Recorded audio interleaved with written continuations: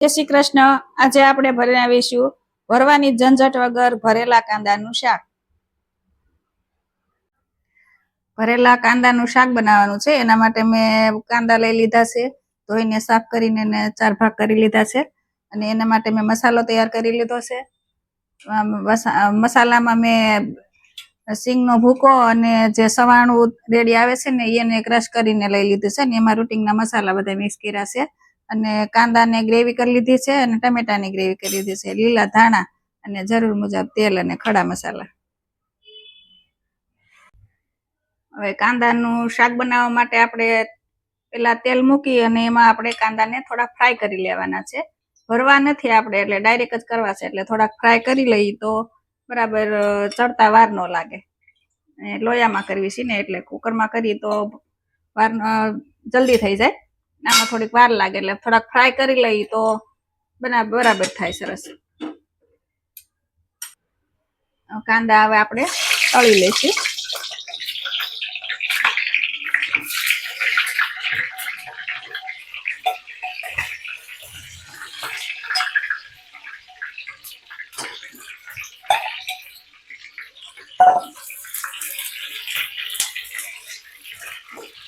અધકચરા fry કરવાના છે.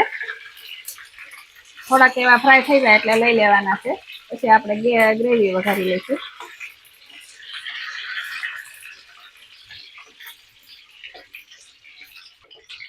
કાંદા આપણા ફ્રાય થઈ ગયા છે. હવે આપણે એને બાઉલમાં લઈ લઈશું.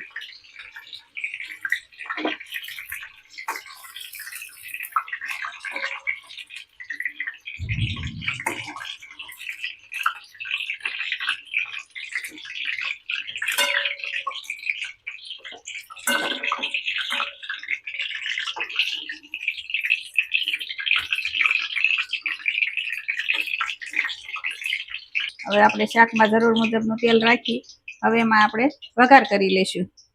એને માટે મેં ખડા મસાલા લીધા છે, એ નાખી દઈશું.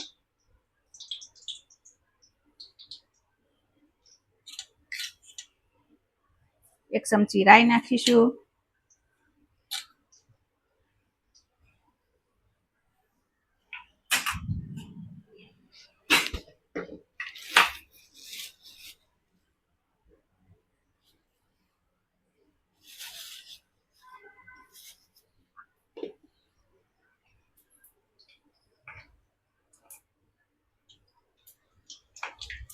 રાઈ તતડી જાય એટલે આપણે એમાં જીરું નાખી દઈશું.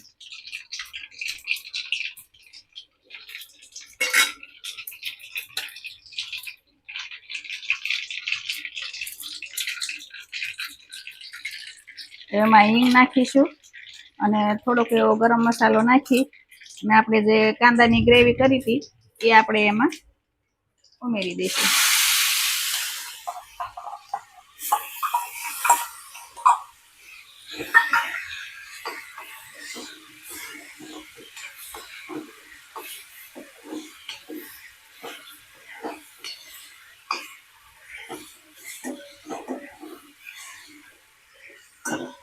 કાંદા 2 મિનિટ થાય, 1 મિનિટ રહેવા દેવાના.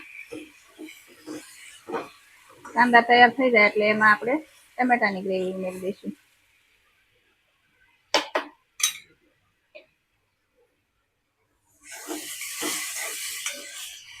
કાંદા રેડી થઈ ગયા છે. હવે આપણે એમાં ટમેટાની ગ્રેવી ઉમેરી દઈશું.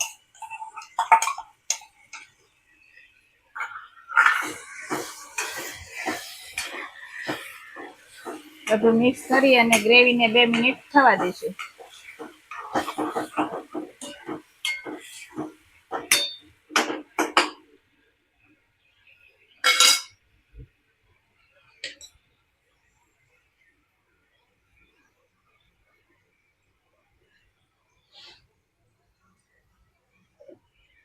ગ્રેવીના ભાગનું થોડું એમાં મીઠું નાખી ગ્રેવીને બરાબર મિક્સ કરી દઈશું.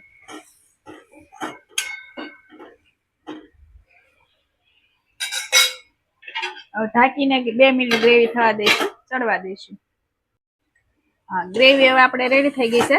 હવે એમાં આપણે જે મસાલો કર્યો છે એ એમાં ઉમેરી દઈશું.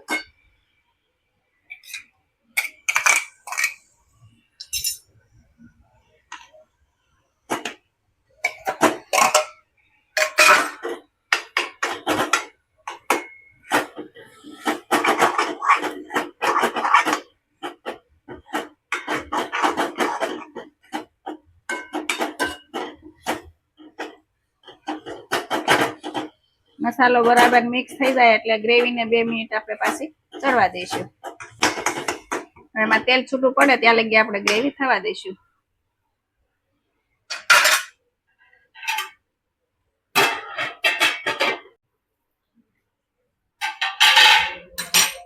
હવે આપણી ગ્રેવી બરાબર થઈ ગઈ છે.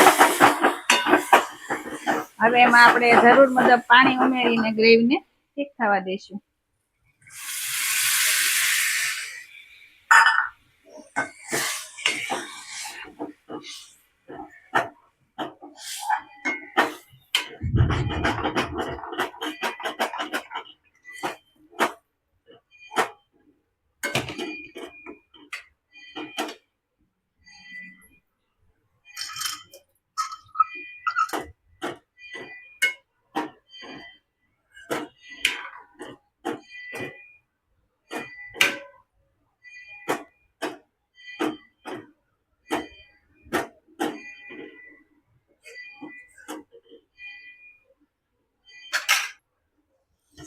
હવે 2 મિનિટ થઈ ગઈ છે. આપણી ગ્રેવી ઉકળીને ઘટ થઈ ગઈ છે. હવે એમાં આપણે જે કાંદા ફ્રાય કર્યા હતા એ એમાં આપણે ઉમેરી દઈશું.